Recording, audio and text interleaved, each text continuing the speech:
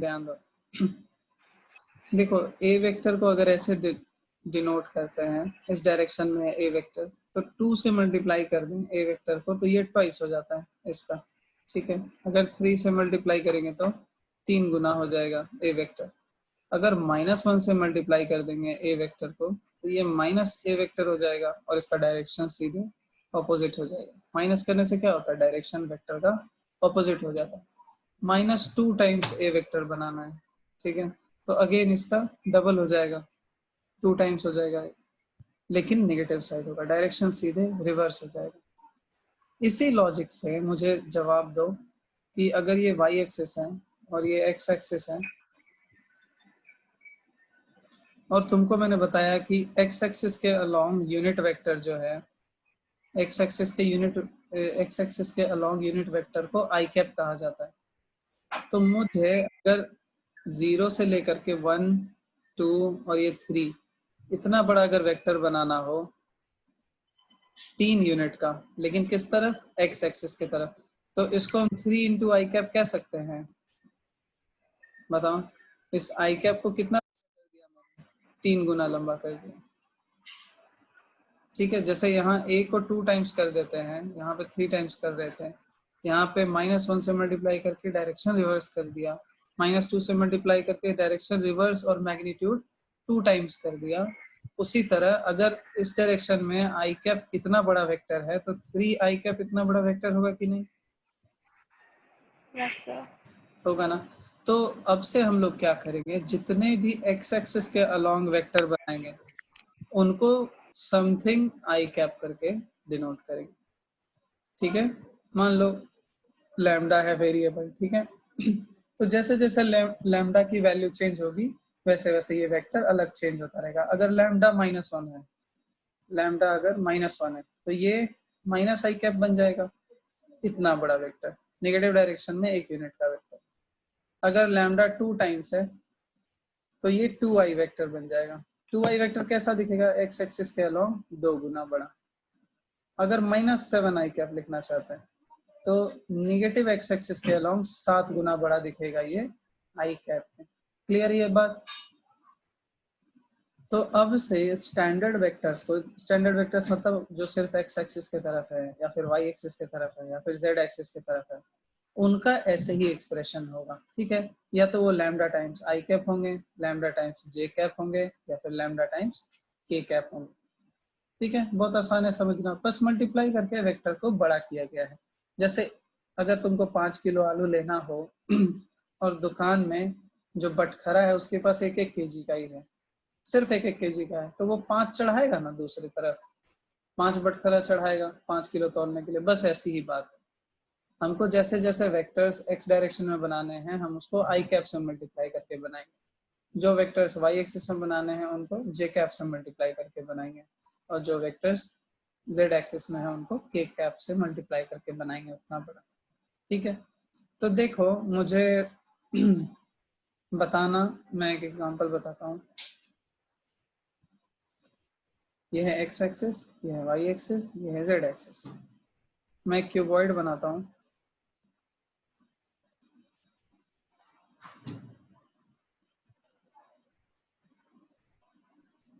ठीक है। एक वेक्टर बनाते हैं इस कॉर्नर से इस कॉर्नर के बीच में, ठीक है। ये मैंने वेक्टर बना दिया, इसका नाम है ओ ए, इस पॉइंट का नाम है बी, इस पॉइंट का नाम है सी, ठीक है। तो तुमको मैंने बताया था कि ओ ए जो है वो इस वाले से और इस वाले से मिलके बना है, और जो ये ओ बी वेक्टर है वो C vector plus C B vector से मिलके बना हुआ है, ठीक है। तो ओवरऑल ये 3 वेक्टर से मिलके बना हुआ है। एक ये वाला वेक्टर है z एक्सिस में, एक ये वाला वेक्टर है x एक्सिस में, देखो x एक्सिस में है, और एक ये वाला वेक्टर है किधर, y एक्सिस में। 3 वेक्टर से मिलके बना हुआ है ये हमारा वेक्टर ओ ए, ठीक है। तो तुम देखो ओ ए वेक्टर जो है वो 3 वेक्टर से मिलके बना हुआ है, vector 1 plus vector 2 plus vector 3। अब हम क्या सीखना चाहते हैं कि ये वेक्टर 1, वेक्टर 2 और वेक्टर 3 क्योंकि ये स्टैंडर्ड डायरेक्शंस में है। वेक्टर 1 किस स्टैंडर्ड डायरेक्शन में है?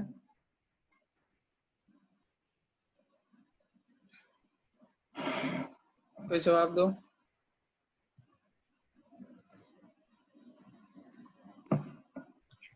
Sir Z axis. Z axis में। गुड। वेक्टर 2 किस तरफ है बताओ? Sir X axis. X axis में। ठीक है, ऋतिक है? Y axis sir. Y axis में है। अच्छा, तीनों पॉजिटिव में ही है। देखो ये ओ ए ओ सी जो है वो पॉजिटिव जेड एक्सिस में है, पीछे की तरफ होता तो नेगेटिव हो जाता। तो ये भी पॉजिटिव में है, ये भी पॉजिटिव में है और ये भी पॉजिटिव में है। अब हम इस क्यूबॉइड का डायमेंशन दे दे रहे हैं तुम्हें। ये लेंथ दे दे रहे हैं 5 यूनिट का, ये दे दे रहे हैं 3 यूनिट का, और ये हाइट दे दे रहे हैं 4 यूनिट का। तो मुझे कोई बताओ कि इस वेक्टर 1 को कैसे लिखेंगे? इस वेक्टर 1 को, ये 3 यूनिट का है और किस डायरेक्शन में है? जेड। जेड में। जेड के अलोंग यूनिट वेक्टर क्या होता है? के। के। वेरी गुड, के कैप। तो इस वेक्टर की जगह पे अब से हम 3 के कैप लिखेंगे। ये 3 के कैप किस वेक्टर को दिखाता है? ओसी वेक्टर को। कोई डाउट नहीं रखना है दिमाग में, यहीं से तुम्हारा फिजिक्स शुरू होने वाला है। अभी तक जितना पढ़ाई हो रहा था वो तो बस ब्रिक्स एंड स्टोन्स थे।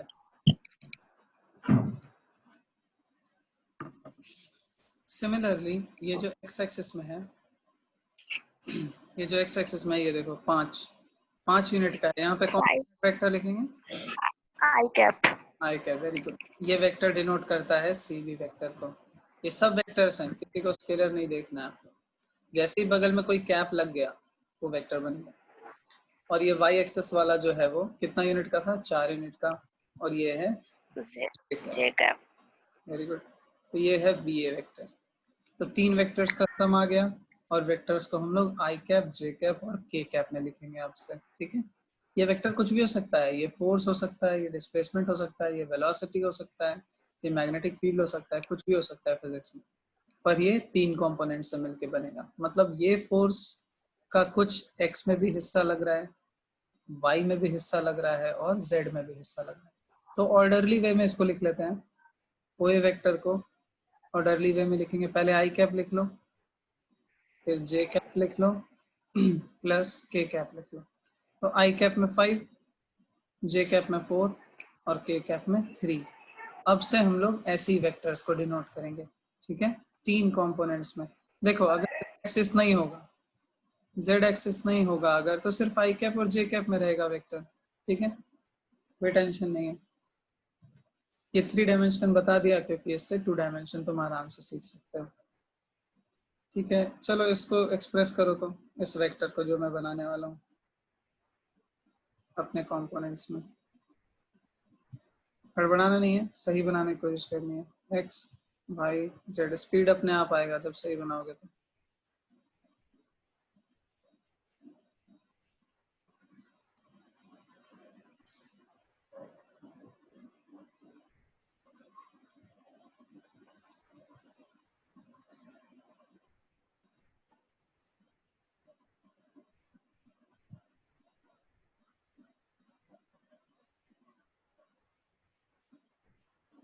अगेन डायमेंशंस वही हैं, ये है 5, ये है 4 और ये है 3। इस पर 4 और 3 रिवर्स कर दिया गया है। ठीक है, क्यूबॉइड का डायमेंशन दे दिया। वेक्टर देख लो कौन सा बनाना है। ये ओ है, ये ए है और ये बी है। तुमको ओ ए वेक्टर के कंपोनेंट्स बताने हैं क्या होंगे, और ओ बी वेक्टर के कंपोनेंट्स बताने हैं क्या होंगे। ठीक है, मैं वेक्टर ड्रॉ कर देता हूँ।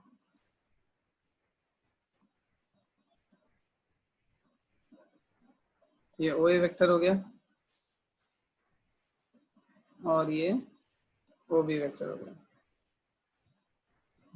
हिंट बस ये है कि ओ ए को ध्यान से देखो। ये ओ ए जो है वो 2 डायमेंशनल वेक्टर है और जो ओ बी है वो 3 डायमेंशनल वेक्टर है।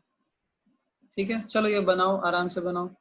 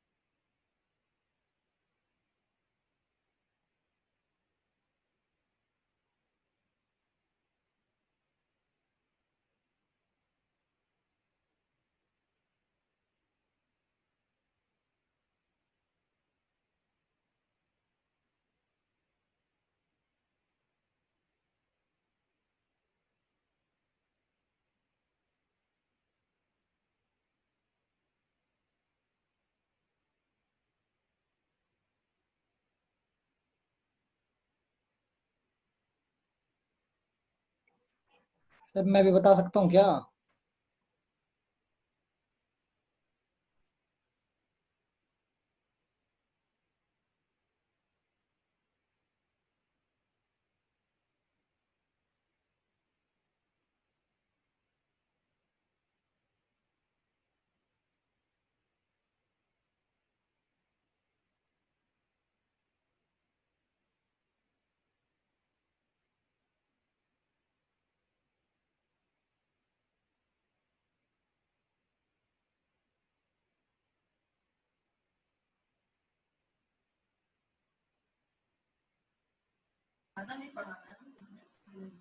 हेलो, बन गया? मैं भी बता सकता हूँ क्या? क्या बोल रहे हो? मैं भी बता सकता हूँ क्या सर आंसर? हाँ हाँ, बिल्कुल बता सकते हो, बोलो। और वो भी वेक्टर आया 5 i cap plus 3j cap minus 4k cap. ठीक है, और ओ या है sir 5i cap minus 4k cap. -4 के क्या? Yes sir. 0j cap. हाँ ठीक ठीक।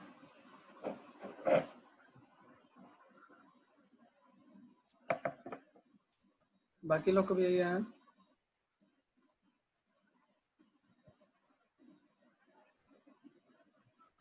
Yes, sir. Same answer.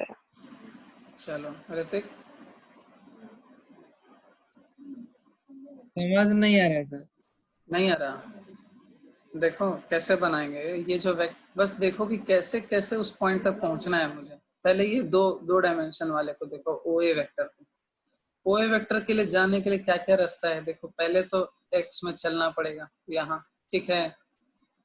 तो तुम 5 चले एक्स में तो 5i कैप वेक्टर बन गया। ये समझ में आया लिखना? देखो ये 5i कैप ये वेक्टर बन गया। ये हुआ, ये आया नहीं तो आगे नहीं बढ़ेंगे।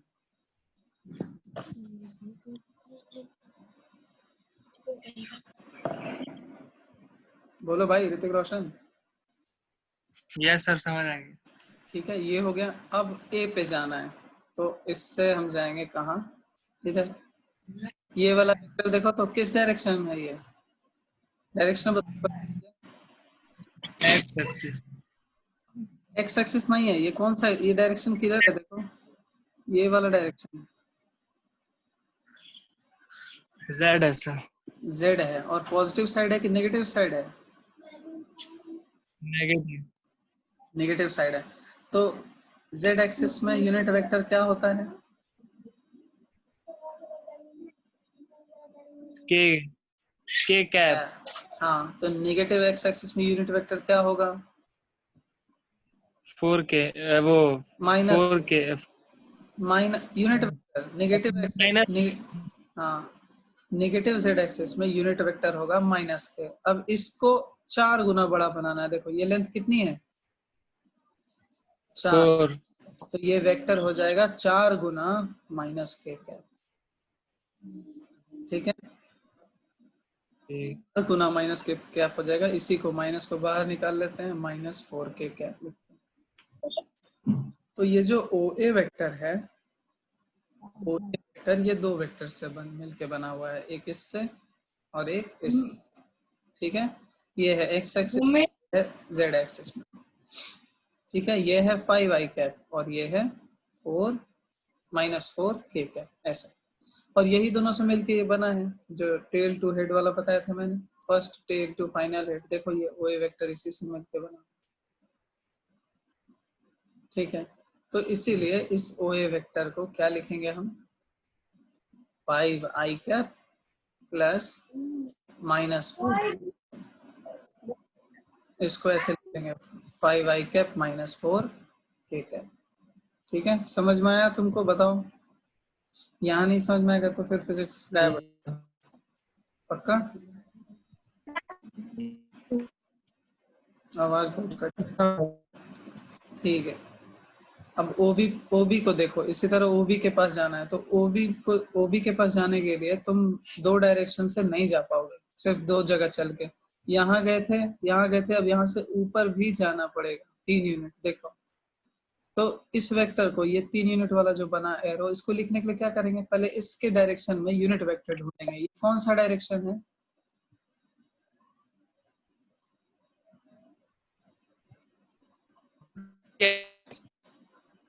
ये y एक्सिस वाला है, देखो ध्यान से। y एक्सिस में यूनिट वेक्टर क्या होता है? बहुत नॉइज है।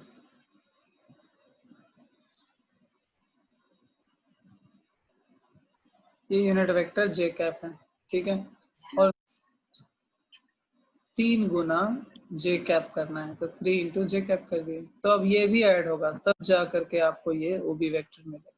तो OB वेक्टर को ढूंढने के लिए हो जाएगा 5i cap plus 3j cap और -4k कैप तो था ही पहले से। तो इन दोनों के अलावा ये भी ऐड हो जाएगा, तब आपको ये वाला वेक्टर मिलेगा, ठीक है।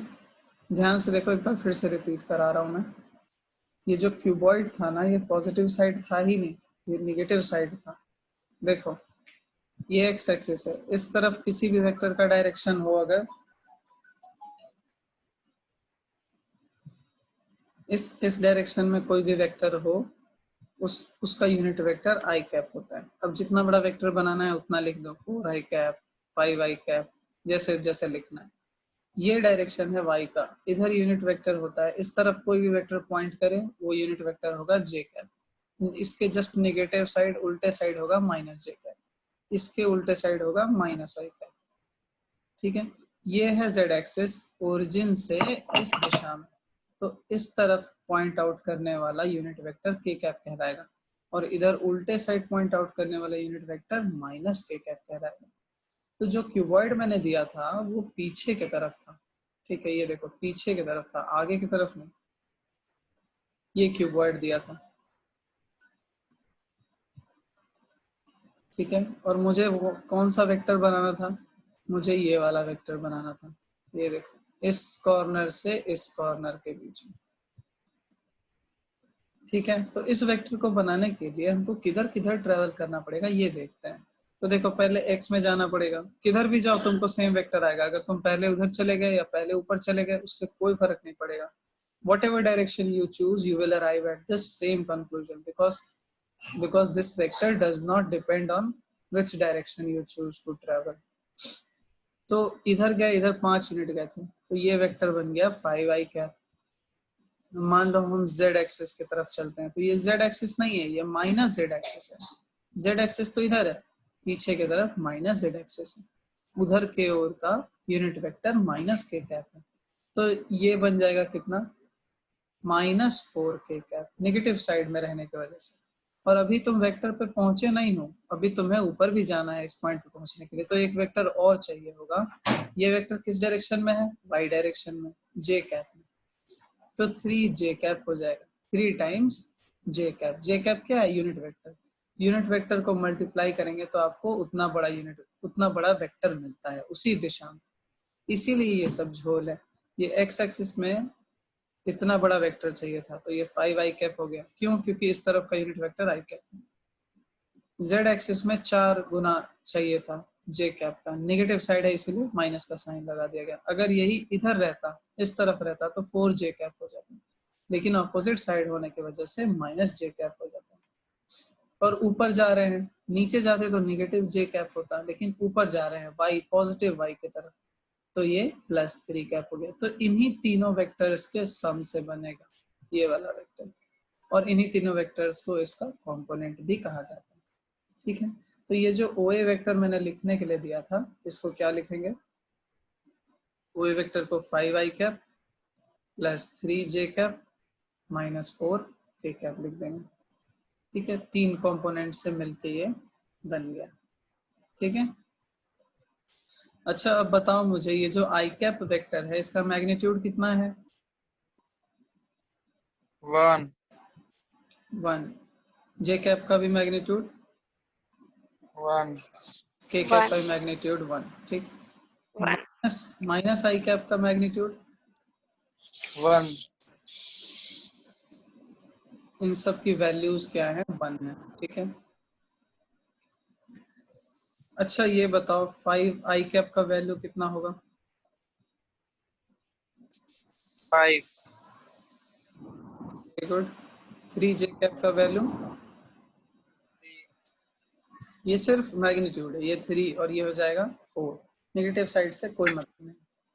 तो तुम देखो हमने ये जो मैग्नीट्यूड लिखा है इससे हमको क्या मिल गया, कंपोनेंट का मैग्नीट्यूड मिल गया, ठीक है। ये है x कंपोनेंट, ये है y कंपोनेंट और ये है z कंपोनेंट। तो जो OA वेक्टर हमने लिखा है इसका मैग्नीट्यूड भी आराम से अब निकाल सकते हैं। कैसे?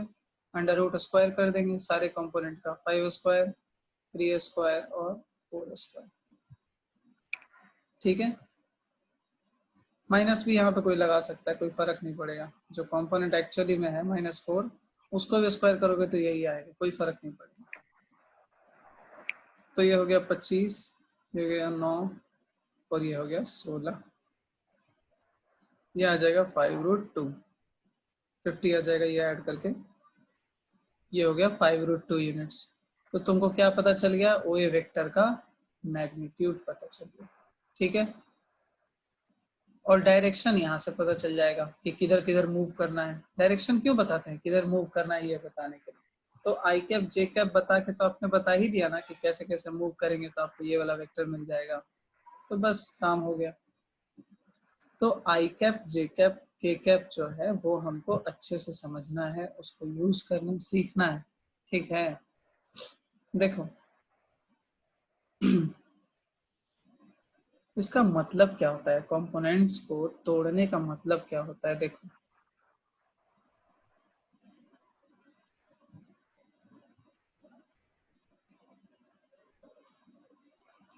ये एक्स एक्सिस है, ये वाई एक्सिस है, ठीक है। मान लो ये 45 डिग्री का डायरेक्शन है ओरिजिन से, ये ओरिजिन है। इस डायरेक्शन में कोई 20√2 मीटर पर सेकंड से जा रहा है, इस डायरेक्शन में 45 डिग्री पे, ठीक है। कोई दिक्कत है? ये उस नो सर। ठीक है, फिजिक्स में इसको वेलोसिटी कहा जाता है, ठीक है। पहले तो हम लोग स्पीड जानते थे, स्पीड मीटर पर सेकंड में होता है। वेलोसिटी और स्पीड में क्या डिफरेंस है कि वेलोसिटी का एक पार्टिकुलर डायरेक्शन भी होता है, स्पीड तो होता ही है लेकिन उसका अपना एक डायरेक्शन भी होता है। जैसे यहाँ पे दिखाया, मैंने सिर्फ स्पीड नहीं दिखाया, मैंने आपको एंगल भी बताया है 45 डिग्री। तो वेलोसिटी एक वेक्टर है, मैं ये कह रहा हूँ, ठीक है। और तुमको पता है कि किसी भी वेक्टर को एक्स और वाई एक्सिस में तोड़ा जा सकता है उसके कंपोनेंट्स में। याद है इस वेक्टर को कैसे तोड़ते थे, इसमें और फिर इसमें तोड़ते थे कि नहीं। तो सिमिलरली अगर वेलोसिटी भी वेक्टर है तो इसको भी तोड़ा जा सकता है एक्स एक्सिस में और वाई एक्सिस के कंपोनेंट्स में। कैसे तोड़ेंगे, देखो यहाँ पे वही करेंगे। इस वेक्टर को मान लो ये 20√2 का वेक्टर है, तो थोड़ा बड़ा बना लेते हैं 20√2 को, अच्छा लगेगा डायग्राम, ठीक है। तो वेलोसिटी को अभी तुमको कुछ नहीं पता है वेलोसिटी के बारे में, ठीक है। कुछ भी दिमाग नहीं लगाना है, तुम्हारे पास सिर्फ इतना इंफॉर्मेशन है कि वेलोसिटी एक वेक्टर है और हम इसको वेक्टर की तरह ट्रीट कर सकते हैं, तोड़ सकते हैं। तो ओ ए वेक्टर था हमेशा की तरह, और अब इसका वैल्यू कितना है 20√2 मीटर पर सेकेंड, बस यही, बस यूनिट चेंज हो गया। अभी तक हम सिर्फ यूनिट ले रहे थे, 1 यूनिट 2 यूनिट, 1 सेंटीमीटर 2 सेंटीमीटर। अब ये वेलोसिटी होने की वजह से इसका बस यूनिट चेंज हो गया और कुछ नहीं हुआ है। You will just think it as a vector only, nothing else. अब इस वेक्टर को मैंने बताया कि ये 45 डिग्री पे है, ठीक है। तो क्या करेंगे, इसको इसके कंपोनेंट्स में तोड़ सकते हैं। देखो इसका कंपोनेंट यहाँ पे आएगा, बताया था मैंने, परपेंडिकुलर डाल देते हैं तो ये आ जाता है उसका एक्स कंपोनेंट इतना बड़ा, और ये आ जाएगा इसका वेलोसिटी का वाई कंपोनेंट, ठीक है। वेलोसिटी का वाई कंपोनेंट ये आ गया, नाम दे देते हैं इसको बी। तो जो ओ बी वेक्टर है ये वाला, देखो ओ बी वेक्टर ये क्या है, वेलोसिटी वेक्टर का एक्स कंपोनेंट है कि नहीं, ठीक है। और जो बी ए वेक्टर है, जो बी ए वेक्टर है वो वेलोसिटी का कौन सा कंपोनेंट है, वाई कंपोनेंट। ये लिख सकते हैं इस रिप्रेजेंटेशन में, किसी को कोई दिक्कत है बोलो। Very good. अच्छा अब ये मैग्नीट्यूड पता होना चाहिए, डायरेक्शन तो क्या हो जाएगा आई कैप, एक्स एक्सिस के अलोंग है, और ये मैग्नीट्यूड मुझे पता होना चाहिए, डायरेक्शन क्या हो जाएगा, जे कैप। स्टैंडर्ड डायरेक्शन है, देखो ये एक्स एक्सिस के अलोंग और ये वाई एक्सिस के अलोंग, कोई भी दिक्कत नहीं होगा हमको लिखने में, बस ये दोनों लेंथ अगर पता चल जाए तो इस ट्रायंगल में देखो, ट्रायंगल ओ बी ए में साइन थीटा बताओ, मीशा बताओ क्या लिखेंगे साइन थीटा, साइन 45 डिग्री।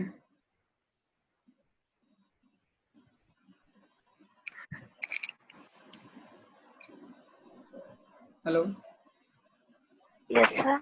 हाँ बताओ साइन 45 डिग्री क्या लिखेंगे। ये देखो साइन 45 है, साइन किसका किसका रेशियो होता है, परपेंडिकुलर वाई बेस, नहीं नहीं, नहीं perpendicular by hypotenuse.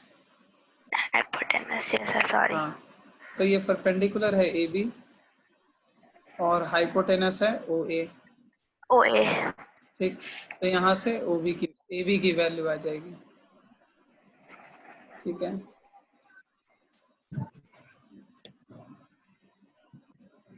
A B की वैल्यू आ जाएगी क्या, ओ ए इंटू साइन 45 डिग्री। ओ ए कितना है, ओ ए का वैल्यू कितना है बताओ, 20√2। हाँ, और साइन 45 डिग्री कितना होता है, 1/√2। √2, ठीक है। तो ये दोनों कट जाएगा और ये आ जाएगा 20, 20। ठीक है। तो ए बी आ गया 20, और जब तुम cos थीटा भी लगाओगे cos 45 डिग्री तो ये भी आ जाएगा 20। तो ओ बी वेक्टर को 20 आई कैप लिख सकते हैं और बी ए वेक्टर को 20 जे कैप लिख सकते हैं। ये तोड़ने, हाँ वेरी गुड, तोड़ने से मेरे को मिला क्या, इसका भी यूनिट मीटर पर सेकंड, इसका भी यूनिट मीटर पर सेकंड। तोड़ने से मेरे को ये पता चला, बहुत मार्वेलस ऑब्जर्वेशन है ये, कि since the object is travelling in this direction, ये जैसे जैसे आगे बढ़ेगा तुम देखो इसका एक्स कोऑर्डिनेट भी चेंज होगा और वाई कोऑर्डिनेट भी चेंज होगा। देखो समझने के लिए अच्छे से देखते हैं ये, इधर अगर कोई सिर्फ वेलोसिटी से चले 20 मीटर पर सेकंड तो उसका एक्स कोऑर्डिनेट चेंज होगा, और अगर कोई इस तरफ चले 20 मीटर पर सेकंड से तो उसका सिर्फ वाई कोऑर्डिनेट चेंज होगा। अगर